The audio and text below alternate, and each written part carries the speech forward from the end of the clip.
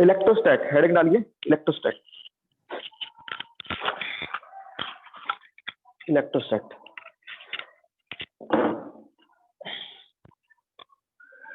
Electrostatic.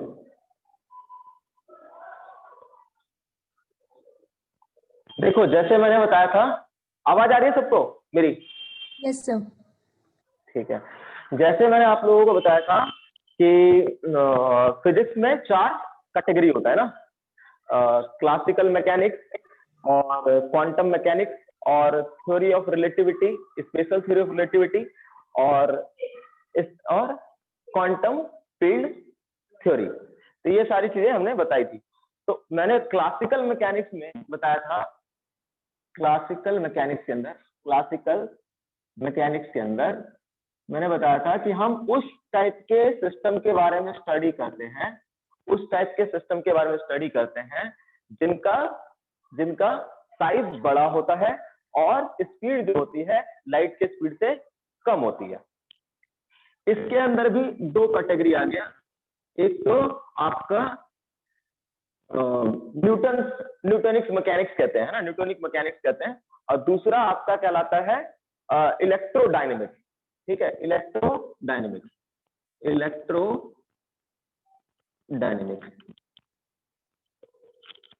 एक हो गया न्यूटनिक मैकेनिक्स, न्यूटोनियन मैकेनिक्स जो भी है, और एक आपका हो गया इलेक्ट्रोडायनेमिक्स।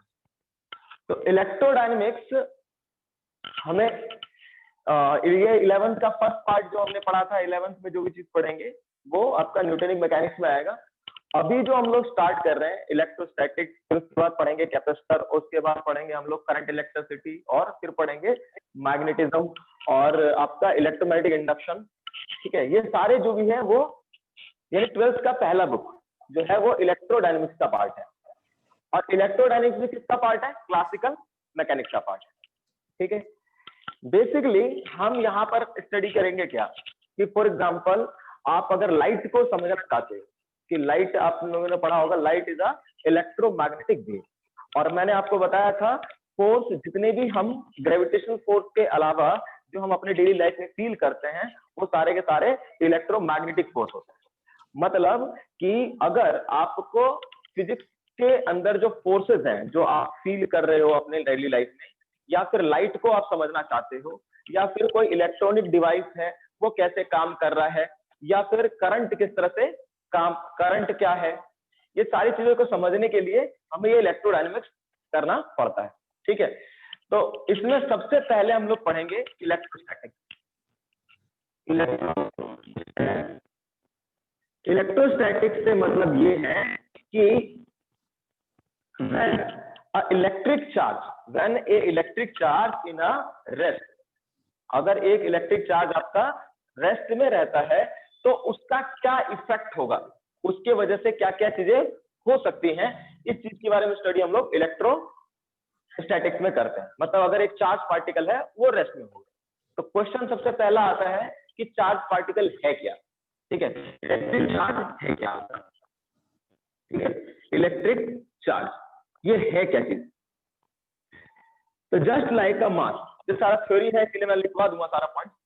तो इलेक्ट्रोस्टैटिक्स में हम पहले पढ़ने वाले क्या है कि जब कोई इलेक्ट्रिक चार्ज आपका रेस्ट में होगा तो उसका इफेक्ट क्या होगा, उसके वजह से क्या क्या चीजें हो सकती हैं। ठीक है, ये हम लोग इलेक्ट्रोस्टैटिक में पढ़ेंगे। इलेक्ट्रोस्टैटिक में सबसे वर्ड आ रहा पहला इलेक्ट्रिक चार्ज। तो इलेक्ट्रिक चार्ज को समझे just like a mass, just like mass,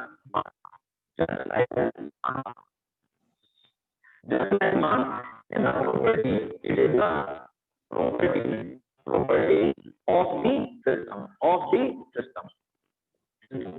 जैसे मास एक प्रॉपर्टी है वैसे ही आपका इलेक्ट्रिक चार्ज भी एक प्रॉपर्टी है, बट किस टाइप की प्रॉपर्टी है?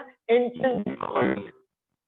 इंट्रिंसिक प्रॉपर्टी स्पेलिंग होती है ITINSIC,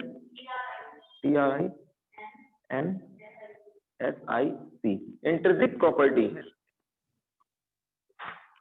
इंट्रिंसिक प्रॉपर्टी मींस मास पे डिपेंड नहीं करेगा, मास से इंडिपेंडेंट होगा। But it is like just like a property of the system, ठीक है, बट इंट्रिंसिक प्रॉपर्टी होता है। जैसे अगर आप देखोगे कि आपने पढ़ा होगा अभी तक जितने भी मैटर्स बने होते हैं वो एटम से बना होता है, जितने भी आपके मैटर्स बने होते हैं वो एटम से बना हुआ होता है। तो एटम के अंदर में सबसे अगर आप उसकी स्ट्रक्चर को देखने की कोशिश करो तो एटम का स्ट्रक्चर में आप देखोगे कि न्यूक्लियस होगा और उसके चारों ओर इलेक्ट्रॉन जो है वो घूमते हैं, ये हम लोगों ने पढ़ा। यानी ये जो इलेक्ट्रॉन है और न्यूक्लियस के अंदर जो प्रोटॉन होगा और न्यूट्रॉन्स होगा। तो प्रोटॉन्स, न्यूट्रॉन्स, इलेक्ट्रॉन्स ये सारे के सारे कैसे पार्टिकल्स हैं? एक एलिमेंट्री पार्टिकल्स है। क्या है? Elementary particles. Electron, proton and neutrons is a elementary particle, elementary particle। तो अब यहां पर होता क्या है कि इलेक्ट्रॉन्स एक तरह का पार्टिकल है, एलिमेंट्री पार्टिकल, प्रोटॉन्स भी एक तरह का पार्टिकल, तो इनके ऊपर कुछ ना कुछ चार्ज पहले से होता है, जिसके वजह से चार्ज किसी बॉडी पे कैसे क्रिएट होगा? जब इलेक्ट्रॉन्स का ट्रांसफर एक बॉडी से दूसरे बॉडी में होगा।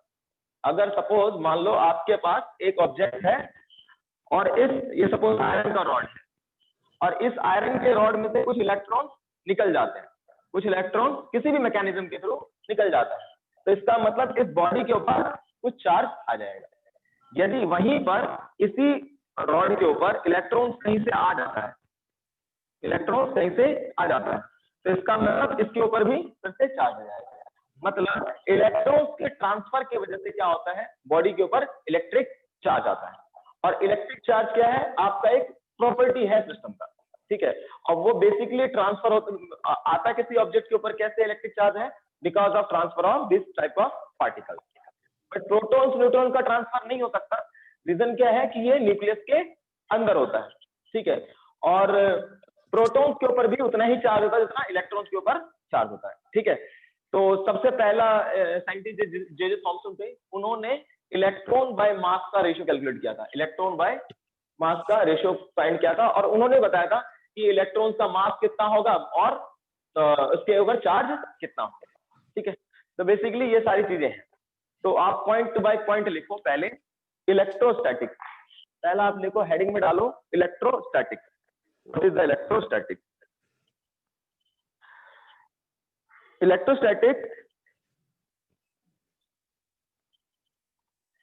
Electrostatics, we will study about the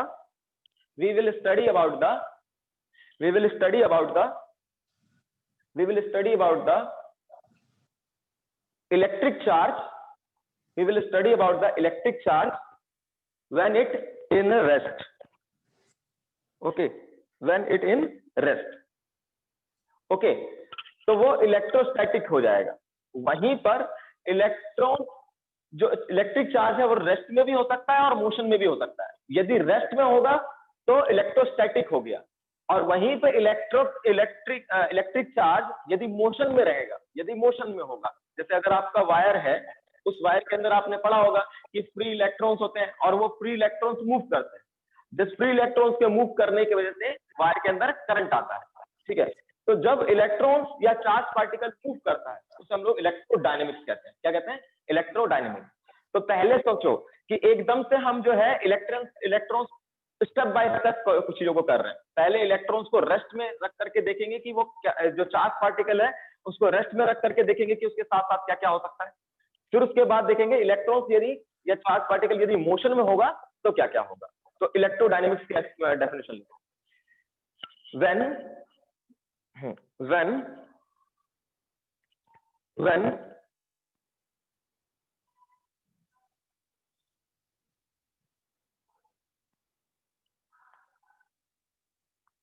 when electric charge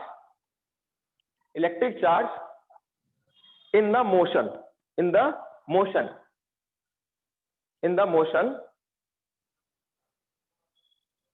and the study about that charge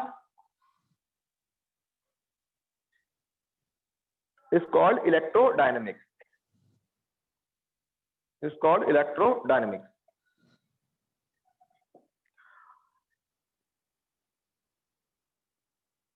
also लिखिए इलेक्ट्रिक चार्ज हेडिंग डाल करके लिखिए, just like a mass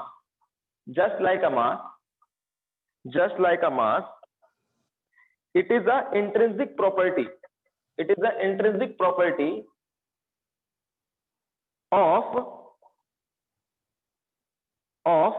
elementary particles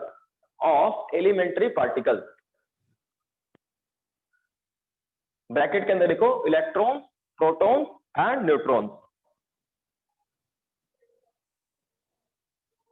okay, you know everyone कि क्या क्या आपका जो है इलेक्ट्रॉन्स के ऊपर कितना चार्ज होता है, प्रोटॉन्स के ऊपर कितना चार्ज होता है, ठीक है। Okay, now write the property of electric charge.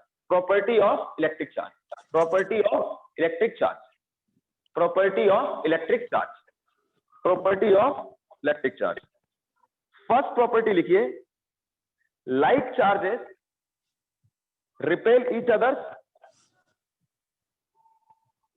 And alike charges attract each other.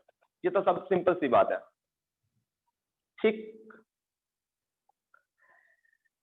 दूसरा प्रॉपर्टी लिखिए, electric charge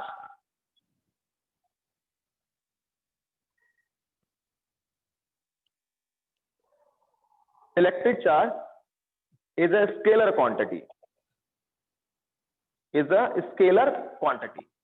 Means what? You can add or subtract electric charge without using the vector law of addition. Yes. Next, जो property सबसे important है, electric charge is conserved. It neither be created nor destroyed. इस neither की बात की था sir? Electric charge is conserved. It neither be created nor destroyed. Means net charge means net charge on isolated system is zero. मैं ये वाला property explain करूंगा, ठीक है। नेक्स्ट, इसमें एक प्रॉपर्टी लिखिए, चार्ज इज क्वांटाइज्ड।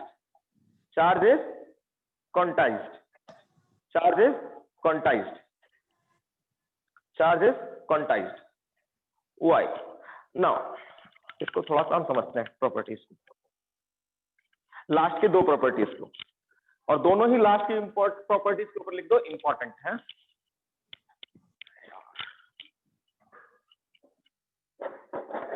तो आपका जैसे मैंने कहा, इलेक्ट्रिक चार्ज जो होता है वो कंजर्व होता है। इलेक्ट्रिक चार्ज क्या होता है?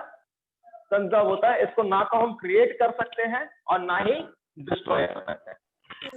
तो इसका मतलब क्या है?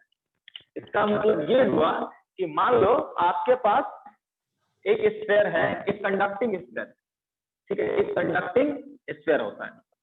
कंडक्टिंग स्फीयर वो स्फीयर है, ये कंडक्टिंग मटेरियल वो मटेरियल होता है जिसके अंदर फ्री इलेक्ट्रॉन्स होते हैं, ठीक है। तो ये आपके पास कोई कंडक्टिंग मटेरियल है, कोई भी non conducting whatever type of object you have, बाकी इसका किसी चीज से लेना देना नहीं है, ये आइसोलेटेड है। Consider this as a system. तो अगर इस सिस्टम के ऊपर देख सकते हो नेट चार्ज, कोई भी पहले चार्ज नहीं था, नेट चार्ज क्या था? जीरो। तो ना तो कोई भी ऐसा मैकेनिज्म पॉसिबल नहीं है कि इसके ऊपर हम नेट चार्ज क्रिएट कर सके। बट मान लो आपके पास ऐसा होता,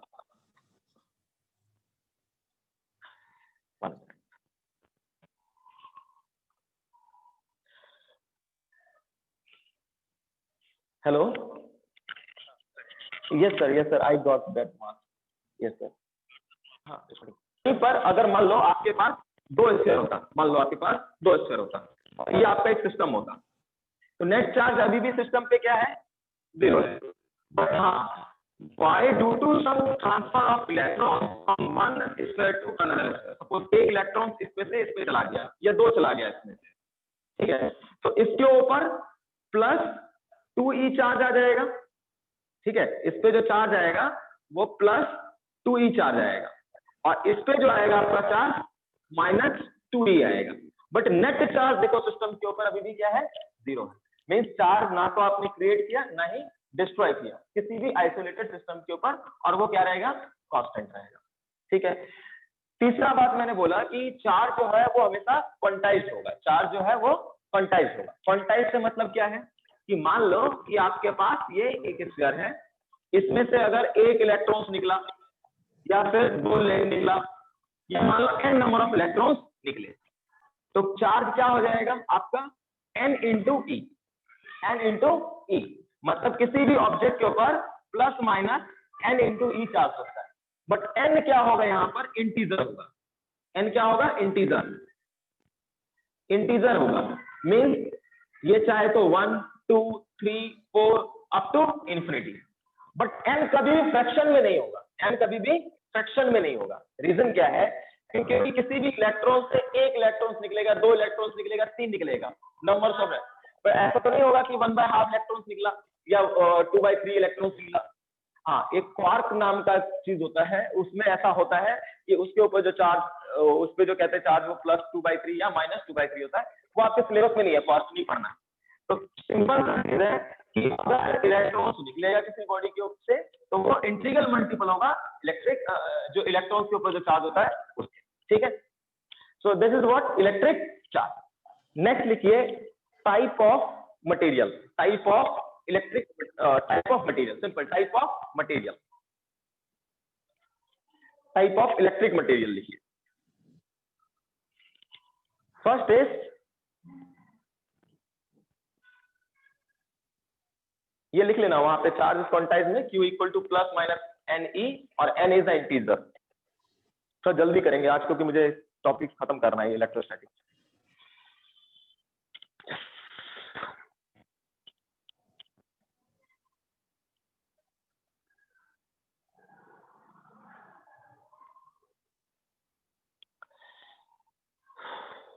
तो पहला जो है body conducting, conductor. First is conductor. What is the conductor? Conductor जिससे इलेक्ट्रॉन पास हो सके, करंट पास हो सके। दूसरा क्या है कि उसके ऊपर क्या होगा आपका, उसके पास फ्री इलेक्ट्रॉन्स होंगे। उसके अंदर क्या होंगे, फ्री इलेक्ट्रॉन्स होते हैं, जिसकी वजह से उसके अंदर इलेक्ट्रिसिटी जो है कंडक्ट हो सकती है। तो लिखिए कंडक्टर के लिए, conductor consist free electron. Conductor consists free electrons.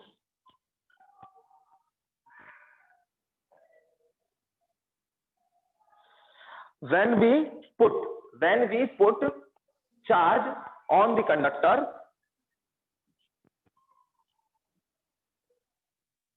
or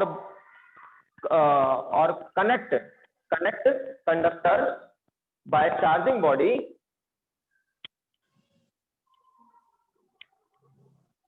then charge is redistribute. Then charge is redistribute itself. Redistribute itself means उसके ऊपर अगर मान लो आपके पास redistribute itself, मान लो कि किसी भी कंडक्टर के ऊपर आपने 2 माइक्रोकूलम चार्ज रखा, तो वो एक पॉइंट पे नहीं रहेगा, वो पूरे के पूरे बॉडी के ऊपर क्या हो जाएगा, रीडिस्ट्रीब्यूट हो जाता है अपने आप। ठीक है। Next is insulator. Next is insulator. ये थ्योरी चल रहा है तो इसीलिए मैं थ्योरेटिकल चीजें ऐसे ही बता रहा हूं। इंसुलेटर, इंसुलेटर क्या होगा, कंडक्टर का अपोजिट, जिसके अंदर फ्री इलेक्ट्रॉन्स नहीं होंगे। ठीक है। Okay, so a material which does not consist free electrons, a material which does not consist free electrons is called insulator. Next is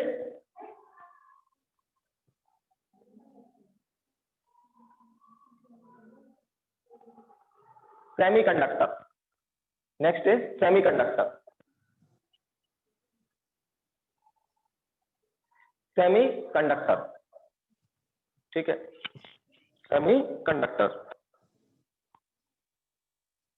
It is a material which property between the conductor and semiconductor. It is a material which property between the conductor and insulator. ठीक है. Okay. So we will discuss semiconductor in detail. Next लिखिए method of charging. Method of charging. How method of charging. Method of charging. How we can produce the charge or how we can create the charge. Method of charging. Okay. First लिखिए by friction. By friction. First by friction. First by friction. First by friction. What was that? Friction होगा क्या? When जो दो object आपस में रब करेगा. जब दो ऑब्जेक्ट आपस में रब करेंगे, जैसे मान लो आपके पास ये आयरन का ब्लॉक है और दूसरा आपके पास कोई और जो है मटेरियल, सपोज आपके पास क्लॉथ है, ठीक है, एक सूखा कपड़ा है और एक आयरन का रॉड. तो आयरन के रॉड के ऊपर जब आप क्लॉथ को रब करोगे तो due to friction what happen, some electron will transfer from the iron rod to the cloth. जैसे ही इलेक्ट्रॉन ट्रांसफर हो जाएगा तो आयरन रॉड के ऊपर चार्ज क्रिएट हो जाएगा और दूसरा क्लॉथ के ऊपर भी चार्ज क्रिएट हो जाएगा. But if you consider cloth और किसको रॉड जो है उसको यदि आपने सिस्टम कंसीडर किया तो नेट चार्ज क्या आ जाएगा उसके ऊपर? 0. ओके. सो बाय फ्रिक्शन लिखिए इसी में बाय फ्रिक्शन.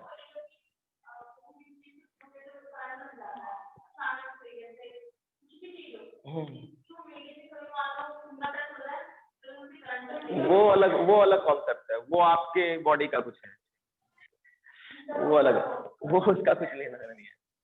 इसमें लिखो due to rubbing some electrons transfer from one body to another body, due to which charge is created on the bodies. Due to which charge is created on the bodies. But net charge on the bodies is 0. Charge is conserved na? Charge is conserved. Next, by induction. Next is by induction. So what is this by induction? Sir हाँ बोलो. अगर surface smooth हुआ तो फिर charge एक body से दूसरे body में नहीं जाएगा? ऐसा कोई बॉडी है जो परफेक्टली समझो स्मूथ जिसका सरफेस हो? नहीं. अगर वैसे हम एज्यूम कर ले तो? अगर आप एज्यूम कर लोगे तो जैसे ही सपोज दैट आपने एज्यूम किया कि कोई भी सरफेस आपका पूरा का पूरा फ्रिक्शन लेस है, तो फ्रिक्शन जब होगा नहीं तो वहां पर मैंने हेडिंग क्या लिखवाया है? Electron transfer by the friction, है ना. तो फ्रिक्शन के वजह से इलेक्ट्रॉन मतलब रबिंग एक्शन होगा ही नहीं. जब रबिंग एक्शन होगा ही नहीं तो चार्ज का ट्रांसफर होने का सवाल ही नहीं बैठता. ठीक है. हाँ, बाकी और कोई और मैकेनिज्म हो सकता है कि भाई जैसे जैसे सरफेस दूसरे और उसका कोई नहीं हो सकता है.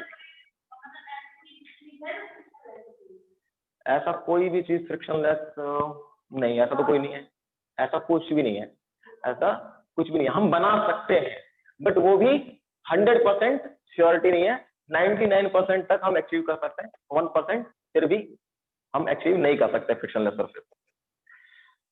ओके. अब देखूंगा वैसे तो इलेक्ट्रॉन ट्रांसफर नहीं होना चाहिए अगर आपका सरफेस स्मूथ हुआ तो. ठीक है. दूसरा बाय इंडक्शन, मैं देखूंगा इस चीज को. ठीक है. वैसे स्मूथ होगा सरफेस तो ट्रांसफर नहीं होगा, तब फिर बाय इंडक्शन होगा. देखो इंडक्शन क्या है कि मान लीजिए आपके पास ये कोई कंडक्टिंग बॉडी है और मुझे इसके ऊपर चार्ज क्रिएट करना है. ठीक है. इस बॉडी के ऊपर मुझे चार्ज क्रिएट करना है, तो मैं क्या करूंगा, एक पहले से जो चार्ज बॉडी है, एक हमारे पास पहले से ही एक चार्ज बॉडी है, इसको हम क्या करेंगे, इसके पास लेकर के जाएंगे, इस बॉडी के पास लेकर के जाएंगे जो कि अनचार्ज था। ठीक है, ये चार्ज है पहले से, मान लो इसके ऊपर चार्ज जो है वो Q है, प्लस Q है। ठीक है, टोटल चार्ज। जब इसको इसके पास लेकर के जाएंगे तो चूंकि ये कंडक्टिंग बॉडी है, कैसा बॉडी है, कंडक्टिंग बॉडी है, तो कंडक्टिंग बॉडी के अंदर फ्री इलेक्ट्रॉन्स होते हैं, तो ये पॉजिटिव चार्ज क्या करेगा, इलेक्ट्रॉन्स को अपनी ओर अट्रैक्ट करेगा। तो एक सरफेस पे एक तरफ आकर के क्या हो जाएगा, इलेक्ट्रॉन्स एक्युमुलेट हो जाएगा यहां पर। ठीक है, इसने इसको अट्रैक्ट किया सारे इलेक्ट्रॉन्स को, तो ये सारे के सारे यहाँ पे आ गए, इस तरफ, इस सरफेस पे आ गए। अब चूंकि अभी मैंने आपको बताया, इस ना तो हम चार्ज क्रिएट कर सकते हैं ना ही डिस्ट्रॉय कर सकते हैं, तो ये सिस्टम पहले था आपके पास, तो इसके ऊपर नेट चार्ज क्या होगा, 0। तो मान लो इधर जो है माइनस QE चार्ज आ गया। ठीक है, मतलब माइनस QE का मतलब मान लो n नंबर ऑफ इलेक्ट्रॉन्स इधर की तरफ आ गए, n नंबर ऑफ इलेक्ट्रॉन्स इधर। तो इधर जब माइनस Q चार्ज इंड्यूस होगा, सारे के सारे इलेक्ट्रॉन्स इधर आ जाएंगे, तो उसकी वजह से क्या होगा, उतना ही अमाउंट का चार्ज इसके दूसरे फेज पे जनरेट होना चाहिए। क्यों होना चाहिए, क्योंकि पहले इस पे नेट चार्ज क्या था, 0, तो अब भी नेट चार्ज क्या होगा, 0 ही होगा। ठीक है, अभी भी चार्ज, नेट चार्ज क्या होगा, 0 होगा। ओके, तो ये पहला किया काम हमने, ये चार्जिंग बॉडी था, इसको हम लेकर के गए अनचार्ज बॉडी के पास, जिसकी वजह से एक सरफेस पे नेगेटिव चार्ज आ गया, दूसरे सरफेस पे पॉजिटिव चार्ज आ गया। अब क्या करेंगे, इस वाले बॉडी को, इस वाले बॉडी को, इसको अब हटा दो, इसका काम हो गया, या इसको रहने दो, कोई दिक्कत नहीं है। ये नेगेटिव चार्ज इधर और इधर पॉजिटिव चार्ज। हम क्या करेंगे, एक साइड जो है उसको अर्थ कर देंगे, एक साइड को क्या कर देंगे, अर्थ कर देंगे। अर्थ करने का मतलब ये होता है कि सरफेस का पोटेंशियल 0 हो जाना। अभी मैं बताऊंगा आपको अर्थिंग क्या होता है, फिलहाल समझो कि अर्थिंग का मतलब क्या होगा, जिस भी सरफेस को आप अर्थ के साथ कनेक्ट करोगे, ये कंडक्टिंग वायर, एक कंडक्टिंग वायर लिया, इस कंडक्टिंग वायर को हमने क्या किया, अर्थ में ला करके लगा, अर्थ के साथ उसको जोड़ दिया, तो होगा क्या, होगा क्या, जो भी ये पॉजिटिव चार्ज है, जो भी पॉजिटिव चार्ज है, वो सारे के सारे अंदर चले जाएंगे। रीजन क्या है कि यहाँ का इलेक्ट्रिक पोटेंशियल क्या हो जाएगा, 0। अर्थिंग करने का मतलब है इलेक्ट्रिक पोटेंशियल 0 हो जाना।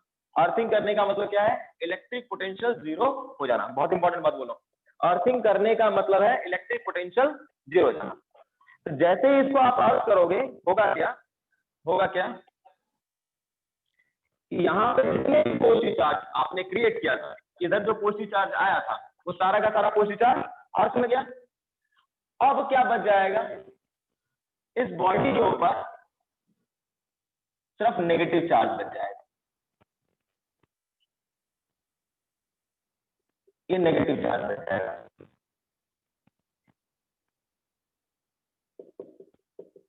ठीक है, नेगेटिव चार्ज बच जाएगा। बट जैसे ही आप इसको हटाओगे, ये जो चार्जिंग बॉडी है इसको हटाओगे, अभी तो है तो इसीलिए नेगेटिव चार्ज सरफेस पे है, पॉजिटिव चार्ज चला गया, नेगेटिव चार्ज अभी भी सरफेस पे है। अगर आप इस बॉडी को हटाओगे, इस बॉडी, हाँ इस बॉडी को हटाओगे, तो ये जो चार्ज आपने इस सरफेस पे क्रिएट किया है -Q, ये जो चार्ज आपने क्रिएट किया है वो अपने आप को क्या कर लेंगे, रीडिस्ट्रीब्यूट कर लेंगे। क्या कर लेंगे, रीडिस्ट्रीब्यूट कर लेंगे, रीडिस्ट्रीब्यूट कर लेंगे, और ये पूरे बॉडी पे आ जाएगा। ठीक है, ये पूरे बॉडी पे आ जाएगा। मैंने अर्थिंग भी हटा दिया, ये वाला बॉडी हटा दिया, अब जो ये नेगेटिव चार्ज होगा वो पूरे के पूरे बॉडी के ऊपर आ जाएगा। तो हमने क्या किया, नेगेटिव चार्ज जो है पहले इस बॉडी के ऊपर नेट चार्ज 0 था, हमने इस मेथड के थ्रू इसके ऊपर क्या किया, नेट चार्ज क्रिएट किया। सो this is the charging by induction. Okay, so right all those things whatever I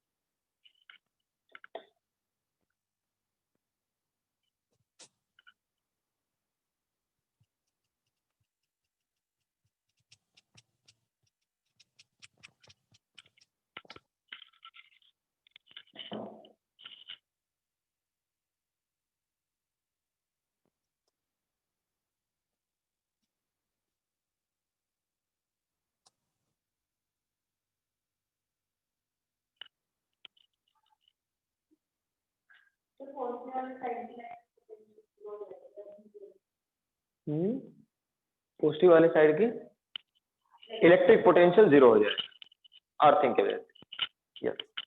अच्छा, ये तो हमने देखा कि कोई कंडक्टिंग बॉडी है उसके ऊपर हमने चार्ज क्रिएट किए। मान लो आपके पास कोई नॉन कंडक्टिंग बॉडी होता, क्या होता? नॉन कंडक्टिंग बॉडी होता। ये तो कंडक्टिंग बॉडी है ना? अगर ये नॉन कंडक्टिंग बॉडी होता, non conducting means insulated type का होता, तो क्या हम उसके ऊपर चार्ज क्रिएट कर सकते हैं? क्या हम उसके ऊपर चार्ज क्रिएट कर सकते हैं? अगर नॉन कंडक्टिंग बॉडी होता तो क्या हम उसके ऊपर चार्ज क्रिएट कर सकते हैं? चार्ज क्रिएट कर सकते हैं, बट उस अमाउंट में नहीं होगा जिस अमाउंट, देखो यहाँ पर प्लस क्यू चार्ज था, तो हमने क्या किया, उसी के ऊपर उसके अपोजिट जो है माइनस क्यू चार्ज जो है जनरेट किया है। बट नॉन कंडक्टिंग बॉडी होगा तो जितना चार्ज यहाँ पे आप इसके पास लेकर के जाओगे, जरूरी नहीं है कि इसके ऊपर उतना ही चार्ज जो है वो इंड्यूस, ठीक है, उससे कम होगा। क्यों होगा कि अगेन समझो कोई भी नॉन कंडक्टिंग बॉडी है, बट नॉन कंडक्टिंग है इसका मतलब ये तो नहीं है कि उसके अंदर इलेक्ट्रॉन्स नहीं होंगे, इलेक्ट्रॉन्स तो होंगे, बट हाँ वो इलेक्ट्रॉन्स फ्री नहीं होंगे, इलेक्ट्रॉन्स फ्री नहीं होंगे।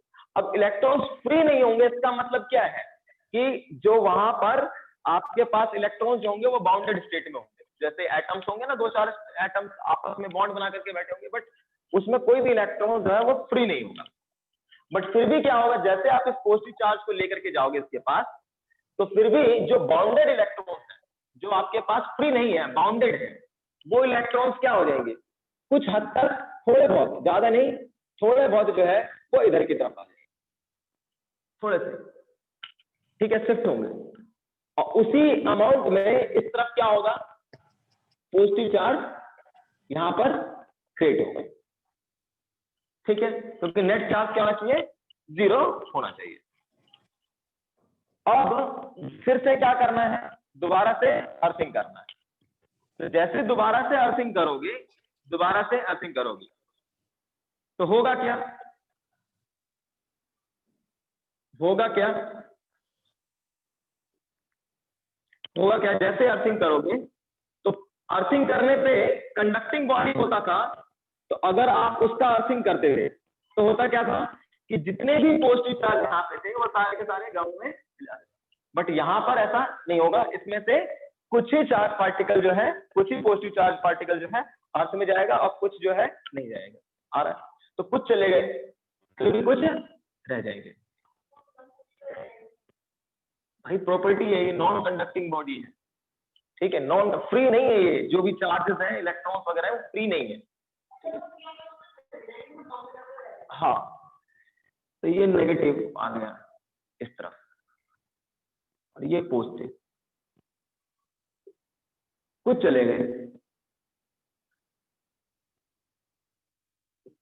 अब अगर आप इसको हटाओगे, इसको हटाओगे, इसको भी हटाओगे और इसको भी हटाओगे, तो क्या होगा, चार्ज, नेगेटिव चार्ज इसके ऊपर क्रिएट हुआ है, बट उतने अमाउंट में नहीं हुआ है जितने अमाउंट में यहाँ पर आप इसके पास पॉजिटिव चार्ज लेकर के आ रहा है, उतने अमाउंट में चार्ज क्रिएट नहीं होगा जितने अमाउंट में हो। बहुत कम अमाउंट में इसमें चार्ज जो है वो इंड्यूस होगा। जो आपका नॉन कंडक्टिंग बॉडी हुआ उसके अंदर जो चार्ज का इंडक्शन होगा वो बहुत कम अमाउंट में होगा as compare to conducting body, correct. तो उसमें आप सिर्फ लिख लो एक पॉइंट, ये डायग्राम मत बनाओ, उसमें लिख लो कि in non conducting body very few amount of charge induced by induction method induced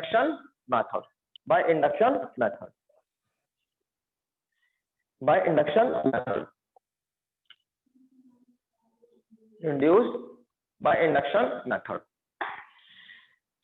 Next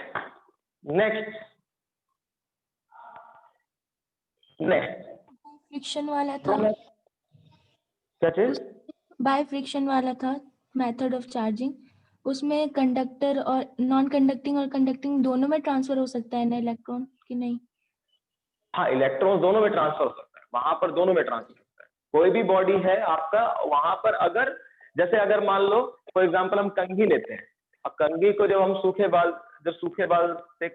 बाल होता है ना, नहीं सूखा बाल होता है, उससे हम कंघी करते हैं, तो फिर क्या होता है कि कंघी के ऊपर जो है चार्ज आता है, पॉजिटिव चार्ज आता है ना, पॉजिटिव चार्ज आता है, और उसको जैसे ही आप रखोगे बाहर में तो जो भी डस्ट वगैरह होता है उसके ऊपर आकर के चिपक जाता है और कंघी मैली जाती है ना। कंघी जो गंदी होती है ना, वो क्यों होती है कि जब हम कंघी करते हैं तो उसके वजह से क्या होता है, कंघी के ऊपर आता है पॉजिटिव चार्ज, क्योंकि कंघी के अंदर जो भी इलेक्ट्रॉन्स होते हैं ड्यू टू फ्रिक्शन वो हमारे बालों में ट्रांसफर होंगे, ठीक है। और जैसे ही उसको आप करोगे बाहर की तरफ रखोगे, जैसे उसको खुले में रख दोगे तो आसपास जो भी डस्ट पार्टिकल होता है अब वो डस्ट पार्टिकल क्या है, एक तरह का, और उसके जो भी डस्ट पार्टिकल तो उसके पास जैसे आएगा तो ड्यू टू इंडक्शन क्या होगा उसके ऊपर वो आकर के चिपक जाता है, ठीक है, इसलिए कंघी मैली जाती है, ठीक है।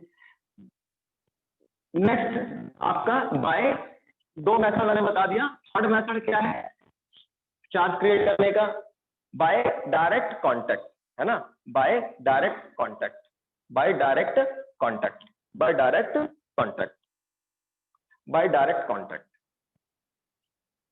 जैसे मान लीजिए फॉर एग्जांपल ये एक बॉडी है आपके पास, इसके ऊपर कोई भी चार्ज नहीं है, इसके ऊपर कोई भी चार्ज नहीं है, बट आपके पास एक बॉडी है जिसके ऊपर चार्ज है, मान लो 5 कूलम चार्ज है, 5 कूलम चार्ज है इसके ऊपर, ठीक है।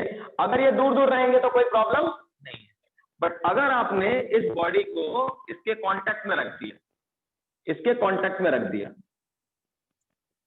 इसके कांटेक्ट में रख दिया, ठीक है, इसके कांटेक्ट में रख दिया, 5 + 5 कूलम चार्ज होने का मतलब क्या है, यहाँ पे 5 इलेक्ट्रॉन्स की कमी होगी इसके अंदर, सॉरी कितने इलेक्ट्रॉन्स की, कुछ इलेक्ट्रॉन्स, ये होता है ना 5q = n × e होता है, तो n क्या है, नंबर ऑफ इलेक्ट्रॉन, तो 5/e यानी 5/1.6 × 10⁻⁻19 यानी 5 × 10⁻19 अपॉन में 1.6, इतने नंबर ऑफ इलेक्ट्रॉन्स की क्या होगी इसके पास कमी होगी। तो जब इलेक्ट्रॉन्स की इसके पास कमी होगी तो वो किसी ना किसी से इलेक्ट्रॉन्स लेने की कोशिश करेगा। तो आपके पास ये कोई कंडक्टिंग बॉडी है, अब इसके पास तो फ्री इलेक्ट्रॉन्स हैं, इसके पास काफी सारे फ्री इलेक्ट्रॉन्स हैं, तो जैसे ही आप इसको कांटेक्ट में रखोगे, जैसे ही आप इसको कांटेक्ट में रखोगे तो होगा क्या, इस बॉडी में से कुछ ना कुछ फ्री इलेक्ट्रॉन यहाँ पर इस वाले बॉडी में चला जाएगा, ताकि इक्विलिब्रियम मेंटेन हो सके, ताकि इक्विलिब्रियम मेंटेन हो सके। देखो मैंने क्या कहा कि ये बात को समझने की कोशिश करो, कॉन्सेप्ट को समझो कि एक बॉडी है आपके पास जो कि चार्ज है, इसका मतलब इस पर अगर सपोज 5 कूलम चार्ज है तो इसका मतलब इसमें इतने नंबर ऑफ इलेक्ट्रॉन्स की डेफिशिएंसी है। तो जब आप किसी कंडक्टिंग बॉडी को उसके साथ कांटेक्ट में लाओगे तो होगा क्या कि इसमें जितनी चार्ज की कमी है उसको ये पूरी करने की कोशिश करेगा, यहां से इलेक्ट्रॉन ट्रांसफर होना स्टार्ट होगा, बट जैसे इलेक्ट्रॉन ट्रांसफर इसमें होना स्टार्ट होगा तो इसके ऊपर चार्ज आना स्टार्ट होगा, है ना, चार्ज आना इसके ऊपर भी स्टार्ट होगा। तो ये दोनों में कब तक चार्ज, इससे इसमें बॉडी में चार्ज कब तक ट्रांसफर होगा, दोनों में इक्विलिब्रियम ना जाए, यानी दोनों का पोटेंशियल सेम ना हो जाए। ये आपको मैं अभी जब कैपेसिटर पढ़ाऊंगा तब मैं आपको बताऊंगा, दोनों में इलेक्ट्रॉन तब तक ट्रांसफर होगा, दोनों इस वाले बॉडी से इस वाले बॉडी में इलेक्ट्रॉन तब तक ट्रांसफर होगा जब तक कि दोनों का पोटेंशियल सेम ना हो जाए। फॉर एग्जांपल सिंपल सा कॉन्सेप्ट है कि मान लो कि आपके पास एक पानी का टैंक है, ये वाला पानी का टैंक है, ठीक है, ओके,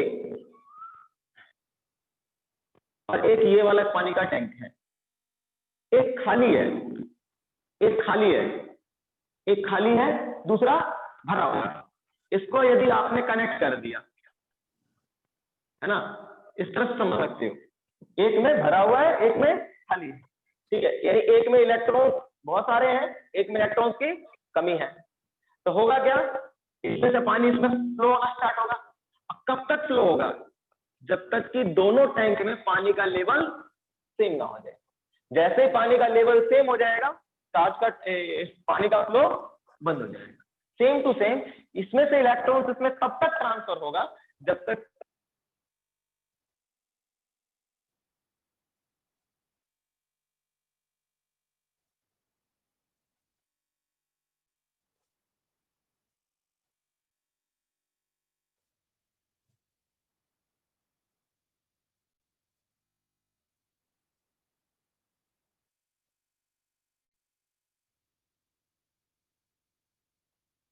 सर स्क्रीन रुक गई।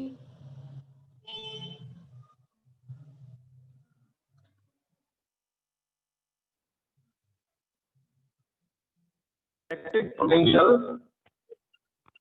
Potential become state of the body same, ठीक है, मीन्स इक्विलिब्रियम कंडीशन अचीव हो जाएगा, करेक्ट। तो हुआ क्या, अब इसमें इलेक्ट्रॉन ट्रांसफर होना स्टार्ट हो गया, सपोज दैट होना स्टार्ट हो गया, तो होगा क्या कि इस पे कुछ इलेक्ट्रॉन्स इसमें से इस पे ट्रांसफर हो गए, इसमें से इसमें ट्रांसफर हो गए। मान लो due to transfer of electrons हुआ क्या कि इसके चार्ज का क्या होगा, रिडिस्ट्रीब्यूशन होगा, चार्ज का रिडिस्ट्रीब्यूशन होगा।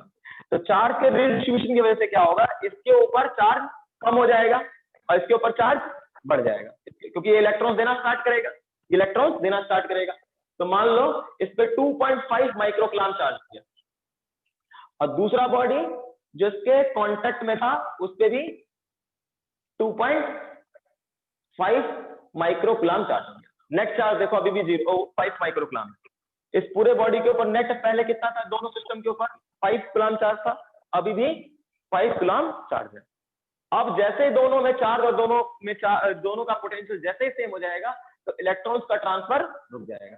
बट इस बॉडी के ऊपर जिसके ऊपर चार्ज नहीं था, आपने क्या कर दिया, अब जैसे आप इसको हटा दोगे, अब इसको हटा दो, तो इस पूरे बॉडी के ऊपर 2.5 माइक्रोकूलम चार्ज जो है आपने इंड्यूस करवा दिया, ठीक है। सो ये जो मेथड है इसे कहते हैं charging by direct contact. Okay, लिखो।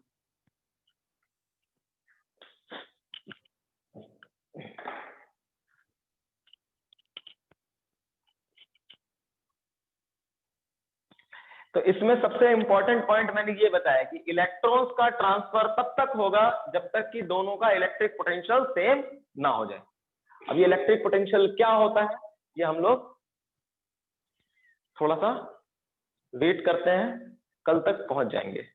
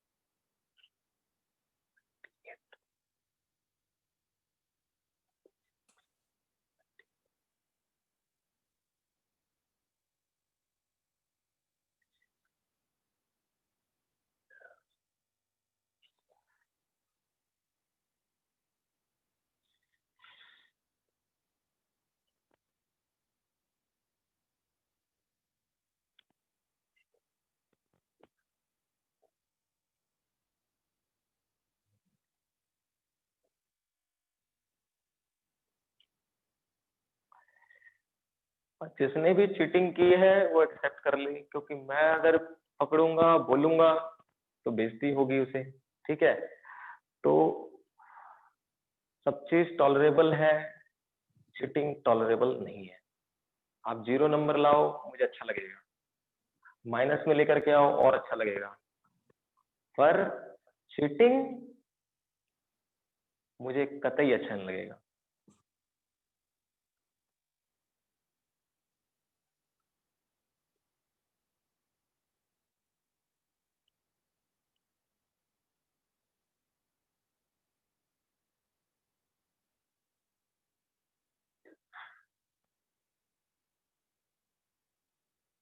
अगर बड़े इंस्टीट्यूट में जाओगे ना, इसमें एम्स वगैरह में, बड़े बड़े इंस्टीट्यूशन में जाओगे, सपोज जैसे कि मैं आईआईटी की बात करता हूँ, आईआईटी वगैरह में अगर पता चल गया कि चीटिंग किया गया है, अगर किसी ने, जैसे हमारे सेमेस्टर में ही था इस बार जो हम दे रहे थे, पता चल गया चीटिंग कर रहा था, पूरा सेमेस्टर गया उसका खराब, पूरे 6 के 6 पेपर उसके खराब। बहुत स्ट्रिक्ट है आगे, इसीलिए कह रहा हूं अच्छे से पढ़ोगे, अभी नहीं करोगे चीटिंग तो लाइफ में कभी नहीं करोगे और जरूरत नहीं पड़ेगी। बट अभी कर रहे हो तुम, एक तो अपना टाइम वेस्ट करोगे और पैसा बर्बाद करोगे। मेरी आंखों से बच नहीं पाओगे, ऊपर वालों की आंखों से भी नहीं बच पाओगे, ठीक है? तो चीटिंग इज नॉट अलाउड। ऊपर वाला देख रहा है तुमको,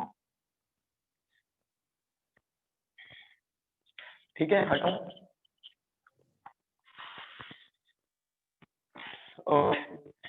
now Coulomb's law. Coulomb's law देखो, Coulomb's law, Coulomb's law, Coulomb's law क्या है?